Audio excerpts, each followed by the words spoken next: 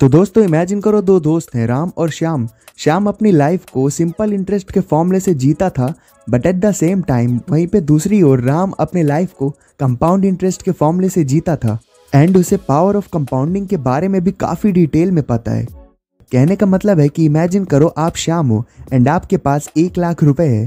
तो श्याम ने उस 1,00,000 रुपए को ऐसी जगह पे इन्वेस्ट कर दिया जहां से उसे ईयरली 10% का सिंपल इंटरेस्ट मिलेगा। सो अब इस चीज को ध्यान रखना, मैंने यहाँ पे सिंपल इंटरेस्ट कहा है, ना कि compound interest. So according to this case Shyam का टोटल अमाउंट 10 साल बाद 10% के सिंपल इंटरेस्ट से ग्रो हो करके सिर्फ दुगना हुआ होता, यानी कि बस 2,00,000। पर यहीं पे अगर श्याम का प्रिंसिपल अमाउंट 10% के सिंपल इंटरेस्ट की जगह 10% के कंपाउंड इंटरेस्ट से ग्रो हुआ होता तो 10 साल बाद ये नंबर 2,00,000 से तो काफ़ी ज़्यादा होता। बट फिर भी काफ़ी ज़्यादा लोग सिंपल इंटरेस्ट को ही प्रेफर करेंगे, क्योंकि इन लोगों ने अपनी स्कूल लाइफ में एंड इवन कॉलेज लाइफ में सिर्फ और सिर्फ सिंपल इंटरेस्ट को ही समझा है एंड ऑल्सो ये उन्हें सिंपल भी लगता है। सो अभी मैंने आपको सिंपल इंटरेस्ट का एक एग्जांपल दिया, बट इस चीज़ को बैलेंस करने के लिए मैं अब आपको एक कंपाउंड इंटरेस्ट का भी एग्जांपल देने वाला हूँ।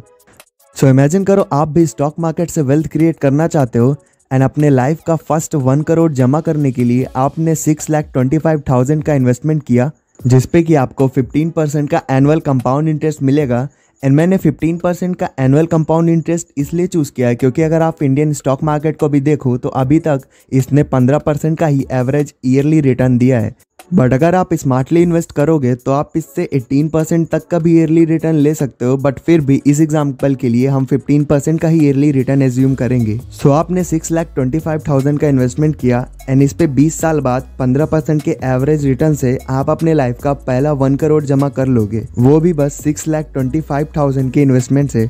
बट अगर आपको ये लग रहा है कि ये काफ़ी लंबा टाइम पीरियड है तो कंपाउंडिंग का मैजिक तो अब स्टार्ट होने वाला है। तो आपको 20 साल लगे अपना पहला 1 करोड़ जमा करने के लिए, बट अब आपको अपना अगला करोड़ जमा करने के लिए बस 5 साल लगेंगे, फिर अगला करोड़ जमा करने के लिए बस 2.5 साल, और फिर अगले करोड़ के लिए 1.25 साल, एंड फिर अगले के लिए 0.75 ईयर्स। एंड हम इसी को मैजिक ऑफ कंपाउंडिंग बोलते हैं। बट ज़्यादातर लोगों को ये समझ नहीं आता एंड उन्हें लगता है कि वो खुद से ही पैसे सेव करके भी काफ़ी ज़्यादा रिच बन सकते हैं। बट रियलिटी ये है कि आप अपने लाइफ का पहला 1,00,000 तो सेव करके या फिर जॉब करके जमा कर सकते हो, बट अगर आपको अपने लाइफ का पहला करोड़ जमा करना है तो या तो फिर आपको बिजनेस करना पड़ेगा या फिर स्टॉक मार्केट में invest. So hey guys, welcome back to incognito investor. And आज की इस वीडियो में मैं आपको डिटेल में समझाने वाला हूँ पावर ऑफ कंपाउंडिंग के बारे में। एंड ऑल्दो मैंने इस टॉपिक पे पहले भी वीडियोस बना रखी हैं जिनका लिंक आपको आई बटन में मिल जाएगा, बट अभी के लिए without any further delay let's start the video. तो अभी के लिए सबसे पहले आपको ये समझना होगा कि आखिर स्टॉक मार्केट में कंपाउंडिंग काम कैसे करता है।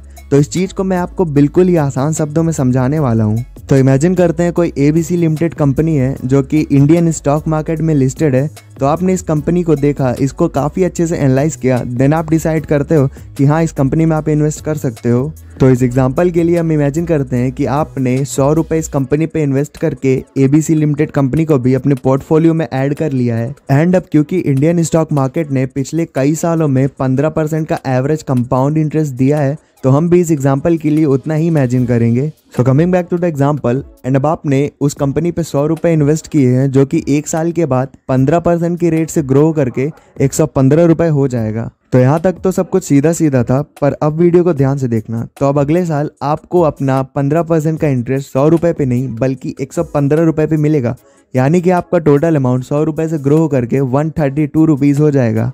एंड फिर अगले साल भी ये अमाउंट 15% के रेट से ग्रो करके 152.08 रुपीज़ हो जाएगा, एंड सो ऑन। एंड इस तरह से कंपाउंडिंग का मैजिक काम करता है। बट अगर आप लोगों को काफ़ी छोटा अमाउंट लग रहा है तो आपको ये भी नहीं भूलना चाहिए कि हमने सिर्फ 100 रुपये को इन्वेस्ट किया था, एंड ऑल्सो हमने सिर्फ 2 से 3 साल का एग्जाम्पल देखा है।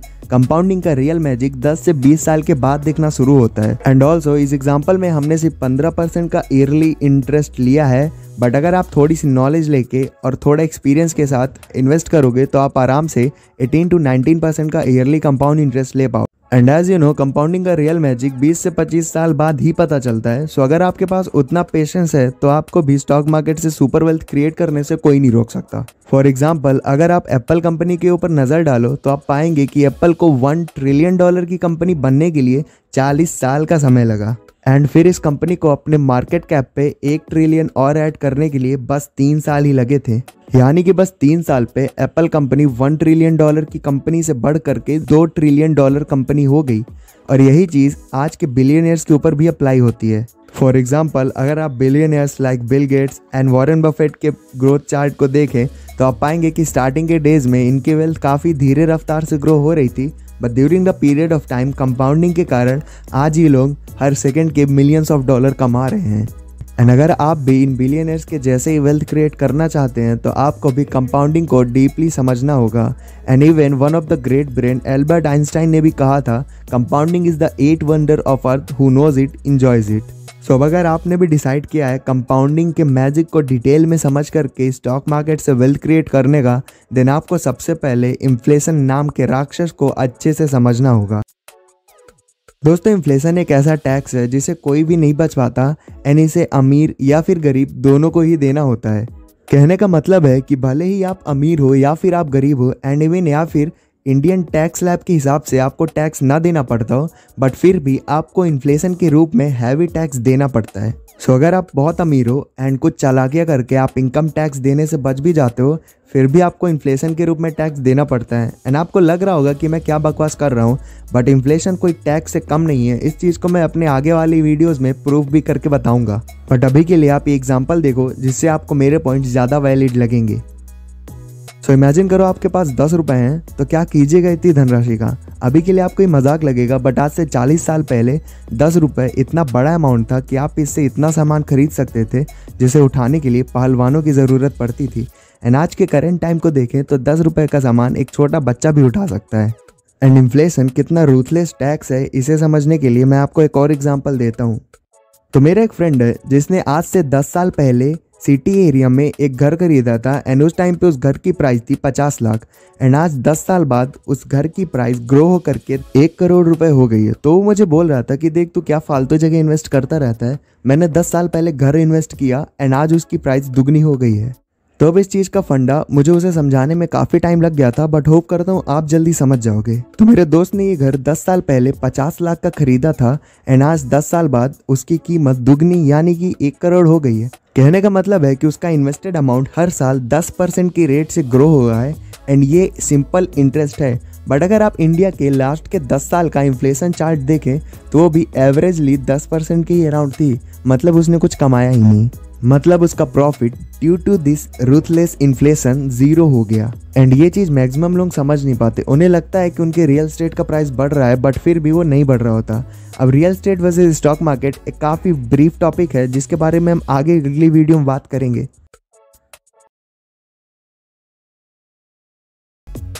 तो स्टोरी शुरू होती है 1945 से, जब हसीम प्रेमजी ने 29 दिसंबर 1945 को महाराष्ट्र के आलममेर में विप्रो इंटरप्राइज नाम से एक कंपनी स्टार्ट की, जो शुरू में छोटे मोटे बिजनेस करती थी, पर साथ ही साथ टाइम बीतने के साथ ये कंपनी भी काफ़ी ज़्यादा बड़ी हो गई। तो बात है 1980 की, जब अनवर अहमद नाम के एक किसान थे जो आलममेर में रहते थे। अनवर 4 भाई थे और उनके फादर की तबीयत काफ़ी ज़्यादा ख़राब थी, जिससे कि उनके फादर की डेथ हो जाती है। और उनके फादर के डेथ के बाद चारों भाई डिसाइड करते हैं कि वो सारी ज़मीन बेच देंगे और ज़मीन बेचने के बाद जितना मिलेगा वो 4 के चारों हिस्से में बांट लेंगे। तो ज़मीन बिकने के बाद चारों के हिस्से में 20-20 हज़ार रुपये आते हैं। अब अनवर के पास 20,000 रुपये थे, पर इसका क्या करना तो उन्हें पता नहीं था और उस टाइम तक उन्हें स्टॉक मार्केट की भी कोई नॉलेज नहीं थी। पर अनवर कुछ पैसे इन्वेस्ट करना चाहते थे क्योंकि उनकी शादी हो चुकी थी और उनके 2 छोटे बच्चे थे। तो यहाँ तक तो स्टोरी काफ़ी नॉर्मल थी, पर यहाँ पे लाइफ चेंजिंग ट्विस्ट आने वाला है। तो ऐसे ही एक दिन जब अनवर चाय की दुकान पे बैठ के चाय की चुस्कियाँ ले रहे थे तो उनकी मुलाकात सतीश शाह से होती है। सतीश एक स्टॉक मार्केट ब्रोकर हैं जो बॉम्बे से आलममेर वहाँ के लोगों से विप्रो कंपनी के स्टॉक्स खरीदने आए थे। अब क्योंकि विप्रो कंपनी आलममेर से स्टार्ट हुई थी तो वहाँ के काफ़ी लोगों ने उस कंपनी में काम भी किया था, जिसके कारण कई लोगों के पास उसके स्टॉक्स भी थे और सतीश इन्हीं लोगों से वो स्टॉक्स वापस खरीदने आए थे। So getting back to the story, अब सतीश को पता नहीं था कि किनके पास स्टॉक्स हैं और उन्हें ढूंढने में काफ़ी दिक्कत हो रही थी, जिसमें इनकी मदद अनवर अहमद ने की। और अनवर को उस टाइम तक स्टॉक मार्केट के बारे में ज़्यादा कुछ पता नहीं था, पर सतीश क्योंकि एक स्टॉक मार्केट ब्रोकर थे तो उन्होंने अनवर को स्टॉक मार्केट के बारे में काफ़ी अच्छे से एक्सप्लेन किया कि कैसे हम किसी भी कंपनी की स्टॉक को बाय करते हैं देन सेल करते हैं। और बातों बातों में सतीश ने अनवर को विप्रो कंपनी के बारे में भी बताया कि कैसे इस कंपनी में ग्रो होने का काफ़ी ज़्यादा पोटेंशियल है। तो सतीश शाह की बातों से इन्फ्लुएंस होकर अनवर अहमद ने भी 1980 में विप्रो कंपनी में 10,000 रुपये इन्वेस्ट करके उसके 100 शेयर बाय कर लिए। एंड उस टाइम पे विप्रो के पर शेयर प्राइस था 100 रुपीज़। एंड अब यहाँ से मैजिक स्टार्ट होने वाला है।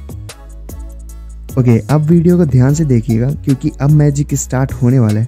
तो 1990 में इनिशियल इन्वेस्टमेंट थी 10,000 रुपये की, जिससे अनवर को 100 शेयर मिले थे।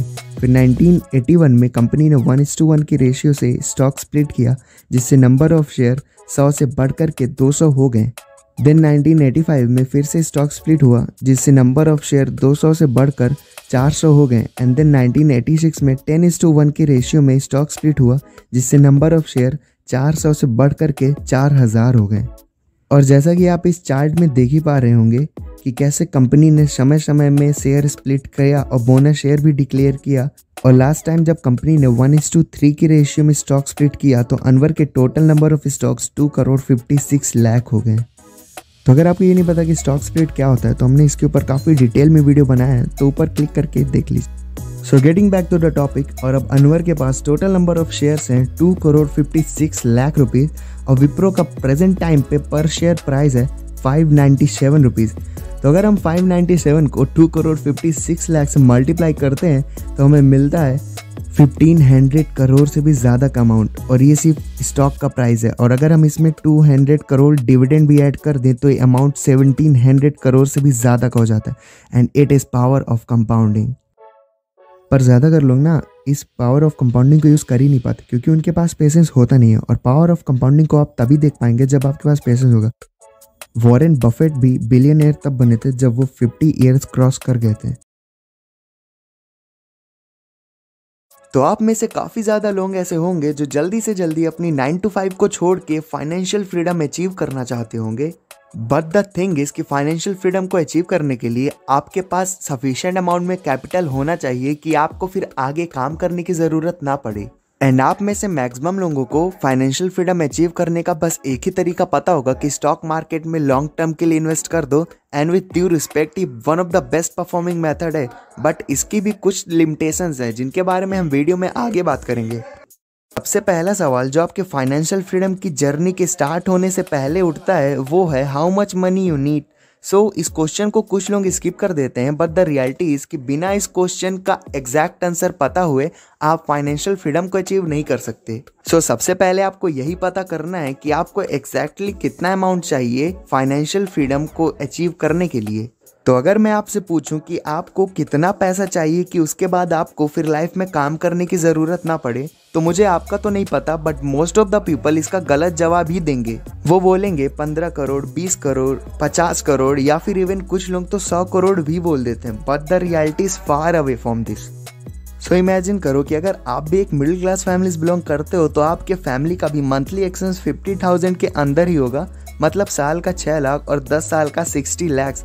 मतलब अगर हम इन्फ्लेशन को भी काउंट करें तो आपके फैमिली का अगले 40 साल का एक्सपेंस सिर्फ और सिर्फ अराउंड 3 करोड़ के करीब ही होगा।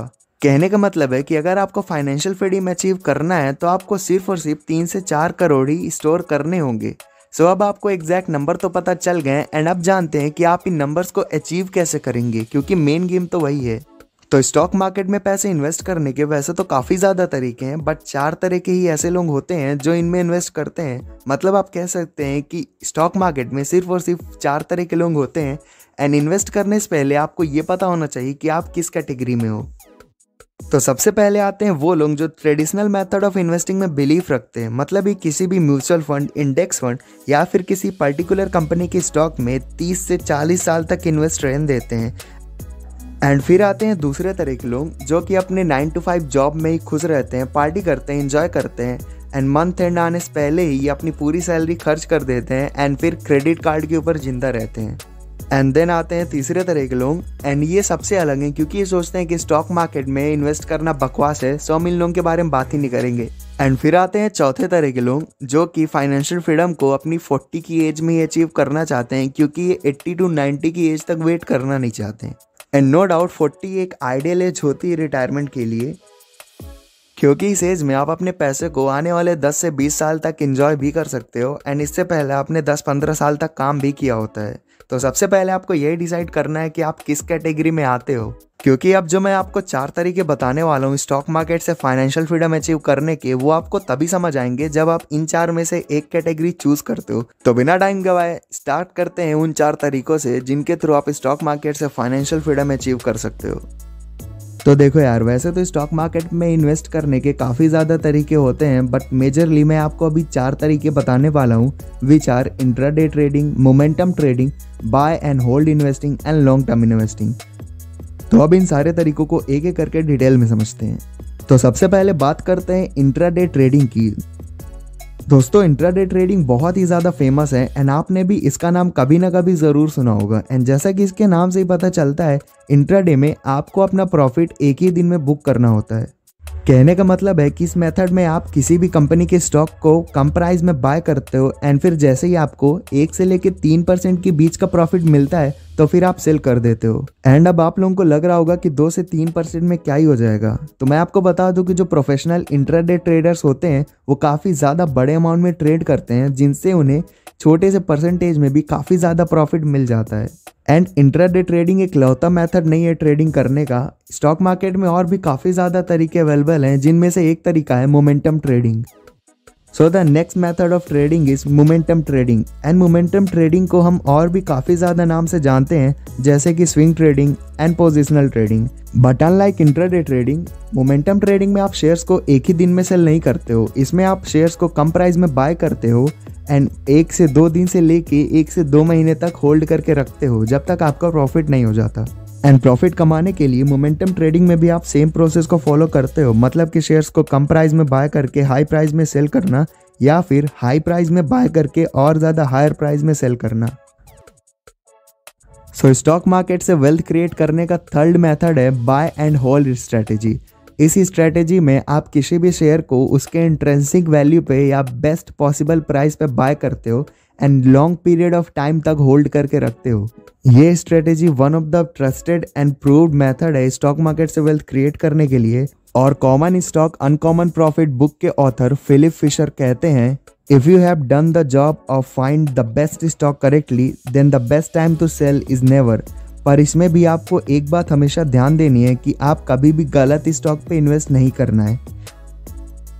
मतलब कि अगर किसी स्टॉक की मार्केट पे हाइप चल रही है तो ज़्यादातर लोग उसमें लॉन्ग टर्म इन्वेस्ट कर देते हैं, बट वो बहुत ही गलत मूव होता है, क्योंकि कई केसेस में वो स्टॉक वापस रिवाइव ही नहीं कर पाता और लोग काफ़ी ज़्यादा हैवी लॉस उठाते हैं।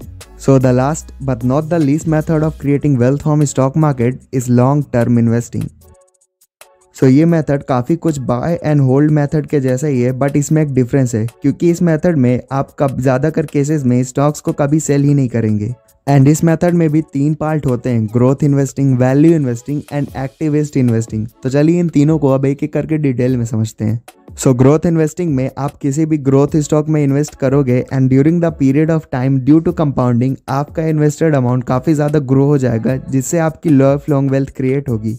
एंड वैल्यू इन्वेस्टिंग में आप एक काफ़ी ज़्यादा पहले से ही अच्छी परफॉर्म कर रही कंपनी में ही इन्वेस्ट करोगे, एंड क्योंकि उस कंपनी के फंडामेंटल पहले से ही स्ट्रॉन्ग होंगे, so during the period of time आपका इन्वेस्टेड अमाउंट भी काफ़ी ज़्यादा ग्रो हो रहेगा। और वैल्यू इन्वेस्टिंग एक काफ़ी ज़्यादा सेफ प्ले है, क्योंकि इसमें आपका लॉस होने का रिस्क काफ़ी कम हो जाता है। सो इसका लास्ट पार्ट है एक्टिविस्ट इन्वेस्टिंग। इस मेथड में आप किसी भी कंपनी का एक काफ़ी बड़ा हिस्सा बाय कर लेते हो, जिससे आपको भी उस कंपनी के बोर्ड मेंबर में एंट्री मिल जाती है। सो ये थे वो 4 तरीके जिनके थ्रू आप स्टॉक मार्केट से वेल्थ क्रिएट कर सकते हो। एंड अगर आपको पूरा का पूरा रोड मैप चाहिए स्टॉक मार्केट के थ्रू वेल्थ क्रिएट करने का, तो आप कमेंट करके ज़रूर बताना।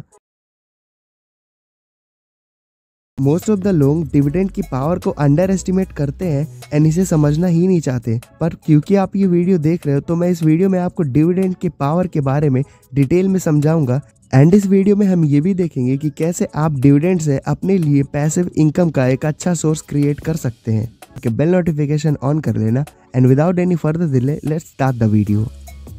तो सबसे पहले शुरुआत करते हैं ये जानने से कि आखिर ये डिविडेंड्स होते क्या है। तो अपनी लास्ट वीडियो में हमने डिविडेंड को काफ़ी बढ़िया तरीके से एक्सप्लेन किया था एंड इस वीडियो में हमारा मेन मोटिव ये रहेगा कि आप डिविडेंड से कैसे एक पैसिव इनकम जनरेट कर सकते हैं, बट फिर भी न्यू ईयर्स के लिए हम इसकी डिफिनीशन को जल्दी से समझ लेते हैं।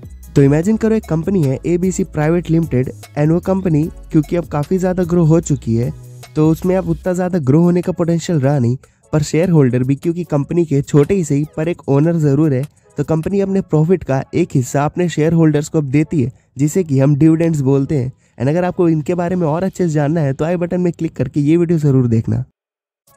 ऑल्दो आप लोगों ने पावर ऑफ डिविडेंड के ऊपर काफ़ी ज़्यादा एग्जाम्पल सुन रखे होंगे, पर अभी मैं आपको एक एग्जाम्पल दूंगा जिससे आप एज अ मिडिल क्लास इससे ज़्यादा अच्छे से रिलेट कर पाएंगे। तो हुआ कुछ ऐसा कि एक इन्वेस्टर ने ट्वीट करके बताया कि उन्होंने 2004 में ITC कंपनी के 1000 शेयर्स बाय किए थे, and multiple bonus share and stock split के कारण अब उनके शेयर 1000 से बढ़ करके 45,000 हो गए हैं।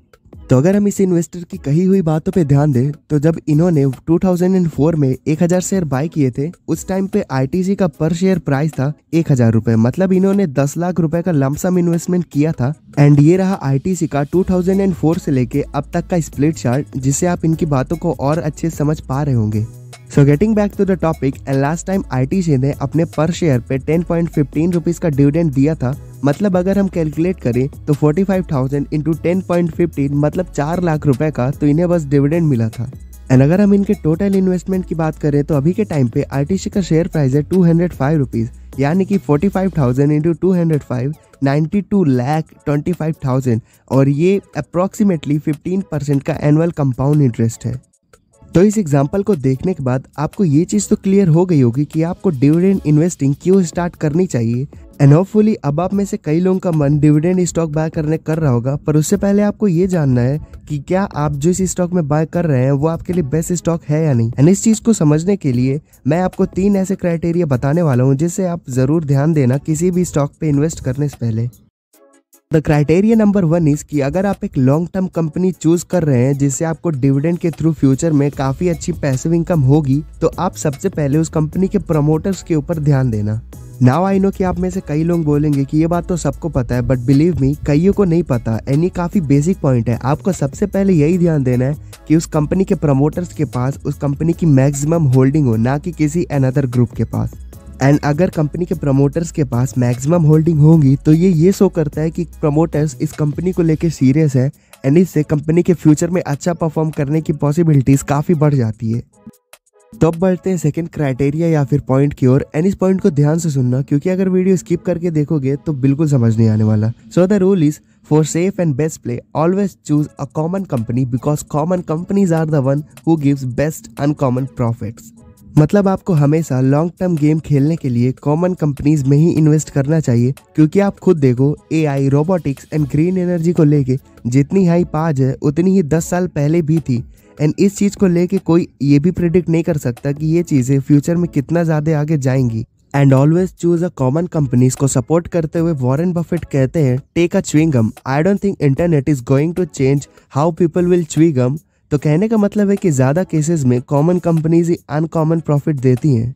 फॉर एग्जाम्पल आप एशियन पेंट्स को ही देख लीजिए कि ये कंपनी कितने अच्छे से ग्रो हुई है, एंड फ्यूचर में भी फ्यूचर कितना ही बदल जाए लोग पेंट करना तो बंद नहीं करेंगे। एंड हाँ, ये मैं आपको एशियन पेंट्स की स्टॉक का रिकमेंडेशन नहीं दे रहा हूँ, क्योंकि जिसमें आपका मन करता है आप उसी में इन्वेस्ट कीजिए। एंड इस चैनल के थ्रू मेरा एम यही है कि बस आपको फाइनेंशियली एजुकेट किया जाए जिससे आप अपना डिसीजन खुद ले पाए। So getting back to the topic, and अब बढ़ते हैं अपने थर्ड पॉइंट की ओर, एंड इस पॉइंट को आप तभी फॉलो करें जब आप एक अच्छी डिविडेंड पेइंग स्टॉक कंपनी में लमसम इन्वेस्टमेंट कर रहे हो।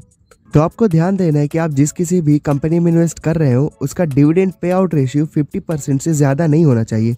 कहने का मतलब है कि अगर वो कंपनी 100 रुपये कमा रही है तो वो 60 से 70 रुपये अपने ऊपर लगाए, बजाय 50 से 60 रुपये आपको देने के। एक काफी पॉपुलर क्वेश्चन देखते हैं कि क्या एक मिडिल क्लास डिविडेंड इनकम से रिटायर हो सकता है। तो ये वैसे तो काफ़ी सब्जेक्टिव क्वेश्चन है, पर अगर आप अपने 20s या 30s में हो तो आप आराम से 50s के होने तक अपने डिविडेंड के ऊपर रिटायर हो सकते हो। पर अगर आप एक स्मार्ट इन्वेस्टर हो और अपने 20s में ही इन्वेस्ट करते हो तो आइडियल कंडीशन में आप अपने 30s में भी रिटायर हो सकते हो। एंड अगर आपको ये सब बातें बेकार लग रही हैं तो ये बात ध्यान से सुनना कि अगर आप जॉब करते हो तो आपको सिर्फ एक कंपनी से पैसे आएंगे जिसके लिए आप काम करते हो, पर अगर आप एक इन्वेस्टर हो तो आपको 8 से 10 कंपनी से पैसे आएंगे, क्योंकि वो कंपनीज आपके लिए काम कर रही होंगी। एंड ये पूरा गेम माइंडसेट का है। तो अब मैं आपको एक फन फैक्ट बताता हूँ। तो कोका कोला के सीईओ की ईयरली सैलरी है 16 मिलियन $, क्योंकि वो पूरा टाइम कंपनी के लिए काम करते हैं। एंड वहीं दूसरी ओर वॉरेन बफेट, जिन्होंने कोका कोला कंपनी में काफ़ी हैवीली इन्वेस्ट किया है, वो साल का $47 मिलियन कमाते हैं डिविडेंड के रूप में, क्योंकि वो कंपनी उनके लिए काम करती है। सो आई होप कि आपने वीडियो से एक पॉजिटिव मैसेज लिया होगा। तो अगर वीडियो पसंद आई तो चैनल को सब्सक्राइब करके बेल नोटिफिकेशन ऑन कर लेना, ताकि आगे आने वाली ऐसी ही वीडियोस की नोटिफिकेशन आपको मिले और आप हमसे जुड़े रहें। तो मिलते हैं अगले वीडियो में, तब तक के लिए जय हिंद।